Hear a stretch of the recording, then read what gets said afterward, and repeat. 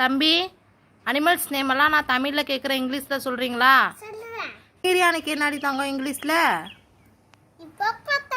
காண்டாமிருகம், ஒட்டகம்,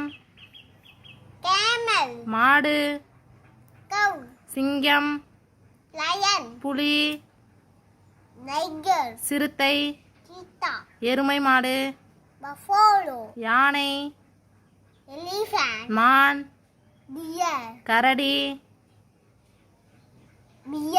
நரி, குரங்கு, ஒட்டகச்சிவிங்கி, வரிக்குதிரை, குதிரை, பூனை, நாய், ஆடு, எலி, முயல், பல்லி. Very good.